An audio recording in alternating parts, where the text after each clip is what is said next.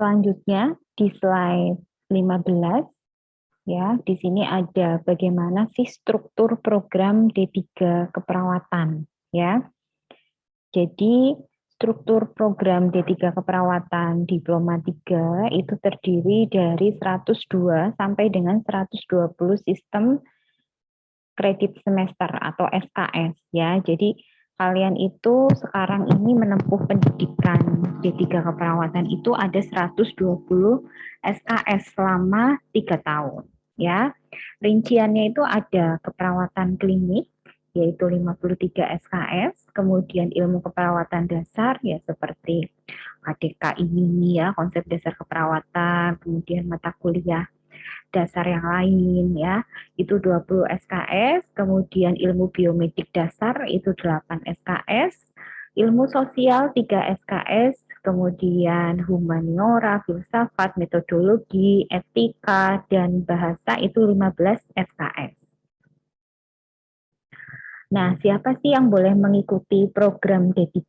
Yaitu adalah peserta yang mengikuti program diploma yang terdiri dari peserta umum, yaitu lulusan SLTA atau SMA tadi, atau yang sederajat, ya misalnya dari madrasah, dari SMK gitu misalnya, SEMEA, ya, dan peserta lulusan SPK yang kalau masih ada lulusan SPK, tapi kalau sekarang udah nggak ada ya, beliaunya sudah tua-tua ya sekarang ya, berarti mereka sudah melanjutkan pendidikan tuh dari dulu gitu. Untuk meningkatkan karir, para lulusan diploma itu setelah memenuhi persyaratan tertentu itu dapat melanjutkan ke program sarjana keperawatan. Nah, sarjana keperawatan yang sudah saya singgung di awal itu bahwa ini satu paket, nggak bisa tuh sarjana saja gitu ya. Karena sarjana keperawatan itu hanya eh, dia itu teorinya ya, ibaratnya mempelajari teori. Beda dengan kalau yang diploma 3 keperawatan. Kalau yang D3 keperawatan yang kalian tempuh ini, kalian itu sudah bisa praktek nanti lulusannya. Jadi langsung bisa apa? Bisa bekerja di rumah sakit atau pelayanan kesehatan yang langsung bisa prakteknya jadi perawat gitu. Ya, beda dengan kalau S1. Kalau S1 keperawatan itu tidak bisa ya lulusannya misalnya sarjana keperawatan itu tidak bisa melamar kerja di rumah sakit sebagai perawat ya sebagai pelayanan kesehatan gitu jadi nggak bisa ya jadi harus langsung satu paket dengan nurse ya profesi nurse jadi profesi nurse itu memang ditujukan untuk nanti lulusannya itu ya bisa melamar kerja juga sebagai tenaga kesehatan prakteknya tadi. Gitu. Next, program sarjana keperawatan. Latar belakang penyelenggaraan program sarjana keperawatan ini ada PP atau peraturan pemerintah, ya, ada SK Mendikbud, kemudian ada Direktorat Pendidikan Tinggi, gitu. Kemudian ada juga hasil lokakarya nasional pada Januari 1983 yang menghasilkan konsensus nasional tentang perawat sebagai profesi sehingga tenaga keperawatan harus disiapkan melalui pendidikan tinggi. Nah, tujuan S1 itu pendidikannya untuk apa sih? Yang jelas, ya, kalau tadi D3 keperawatan dia adalah manajer menengah, ya, dia bisa sebagai pendidik. Kalau ini S1-nya itu sudah profesional, perawat profesional. Ya, ilmunya itu yang dipelajari itu banyak sekali ya. D3 juga banyak dipelajarinya gitu ya. Cuma untuk mampu sebagai pelaksana pengelola pendidik peneliti keperawatan itu secara teori menang S1 ya, menang S1 secara teori gitu ya. D3 belajar teorinya cuma dasar gitu ya, lebih banyak ke praktek ya, praktek infus, praktek TPV kayak gitu. Tapi kalau S1 lebih bisa menganalisa, lebih bisa berpikir kritis kayak gitu ya. Program sarjana keperawatan itu pertama kali dirintis pada tahun 1985, yaitu dengan dibukanya program studi ilmu keperawatan di Fakultas Kedokteran UI. Kemudian kepada siapa sih pendidikan S1 itu berkoordinasi? Secara administratif maupun operasional, program ini itu di bawah koordinasi Departemen Pendidikan Kebudayaan. Struktur programnya itu ada dua, ya, dibagi dua, program A untuk umum dan program B untuk yang post akademik. Jadi kalau program umum berarti dari SLTA, kalau program B berarti apa namanya, setelah D3 keperawatan gitu bisa lanjutkan gitu ya. Nah, program A itu biasanya sih sampai sekarang masih banyak dipakai ya, baik di universitas juga. Kalau universitasnya ada yang buka program S1 keperawatan, itu program A itu adalah 4 tahun dengan beban kredit 149 SKS ya. Sedangkan kalau program B lamanya itu 2,5 tahun dengan beban kredit yang disesuaikan. Tuh. Kemudian program nurse-nya. Ya, nurse-nya ini langsung ya. Jadi kalau membuka prodi baru pun ya, kita itu nanti stikes itu wajib ada nurse-nya. Jadi nggak cuma S1 keperawatan. Ya, karena untuk bisa bekerja tadi, bisa praktek harus nurse ya. Nurse itu adalah pendidikan profesi yang merupakan pendidikan tinggi setelah program sarjana tadi, yang mempersiapkan peserta didik atau mahasiswanya untuk punya pekerjaan dengan persyaratan ahli khusus. Ya, artinya dia punya keahlian khusus keperawatan, kemudian dia termasuk first professional degree, jadi S1 itu sudah masuk profesional, ya, dan merupakan program profesi dasar. Program pendidikan profesi lanjut ya, jenisnya itu ada program spesialis ya. Nah, ini nanti untuk S2-nya atau magister keperawatan ya, untuk magister keperawatan. Program spesialis 1 keperawatan atau second professional degree. Kemudian nanti ada juga program spesialis 2 konsultan keperawatan, dia bisa sebagai konsultan, yaitu third professional degree. Bidang kekhususannya adalah misalnya perawat spesialis komunitas, perawat klinik, perawat khusus spesialis jiwa, keperawatan jiwa ya. Jadi yang perlu diketahui juga oleh mahasiswa bahwa pendidikan keperawatan itu mempelajari semua. Ya, kamu bayangkan saja dari ibu hamil ya, dari ibu hamil sampai dia nanti melahirkan baik partes spontan maupun dengan sesar gitu ya. Itu namanya ada, yaitu perawat maternitas.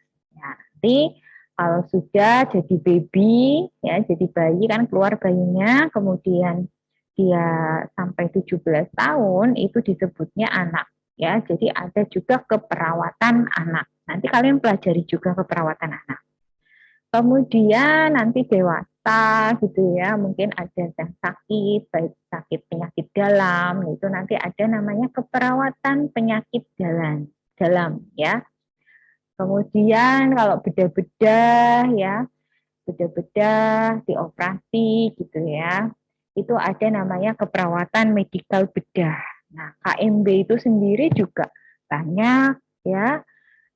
Nanti kalau mau ke spesialis profesional degree lagi yang third profesional degree, itu bisa kayak contohnya ya, dosen kita tuh di Stikes Limas ada Pak Rahmat Susanto ya, beliau spesialis keperawatan medikal bedah ya, KMB spesialis jantung ya. Jadi bedahnya itu dikhususkan lagi, kan organ dalam ya, kalau di bedah itu ada jantung, ada abdomen atau perut gitu ya, nah, operasi kepala, operasi fraktur gitu ya.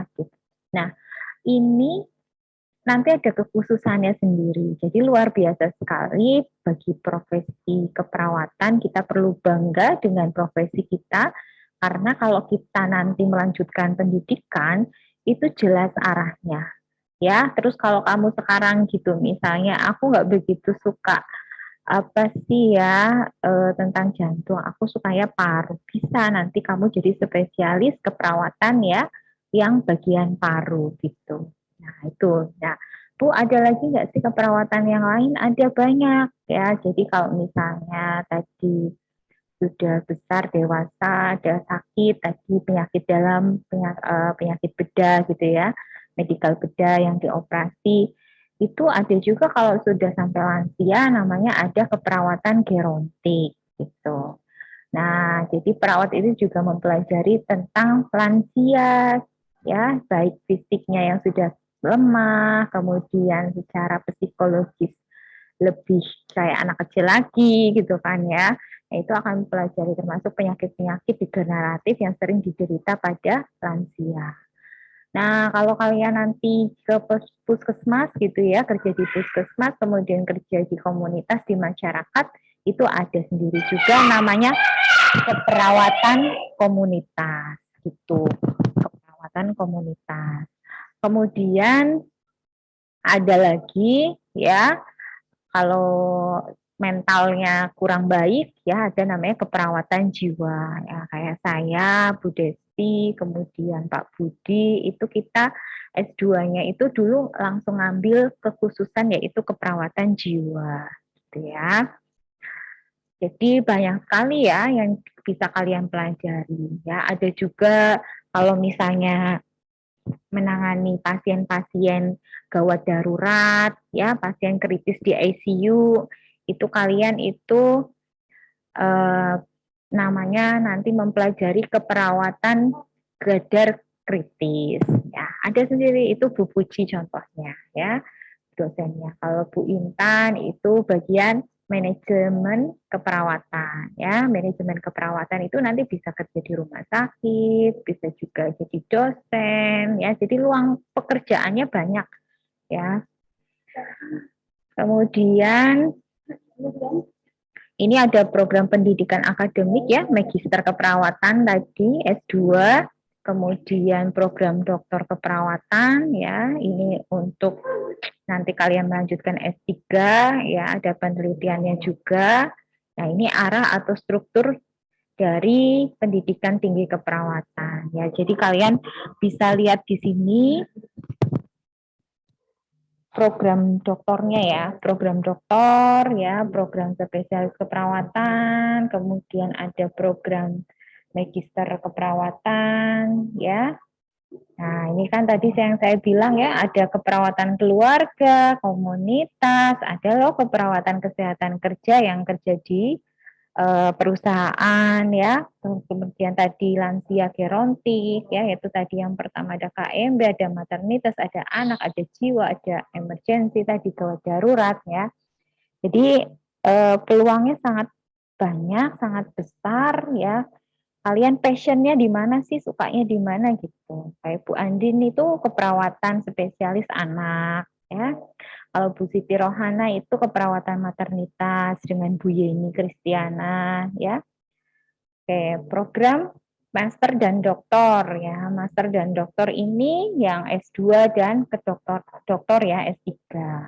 Ini sih awal mulanya itu dimulai pada akhir abad 19 yaitu di Jerman. Program master keperawatan di USA pertama kali diselenggarakan oleh The Catholic University di Washington DC tahun 1932. Program Dr. PhD pertama kali di USD diselenggarakan oleh Yale University pada tahun 1861 ya. Jadi sudah banyak nih filsafat ya, pertama kali di mana di Boston University gitu ya. Nah, kalau di Indonesia udah banyak juga nih ya, tadi spesialis KMB, spesialis maternitas, komunitas dan lain-lain ya.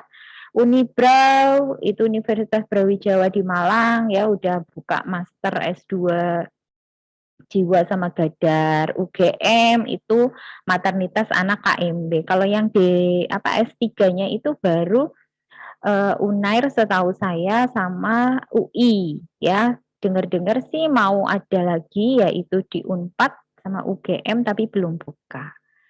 Ya, ini penjaminan mutunya, evaluasi ya, kita sebagai pendidikan kesehatan itu harus ada ini ya semuanya. Akreditasi itu jelas Ya, sampai sini ada pertanyaan? Silahkan kalau ada yang mau ditanyakan.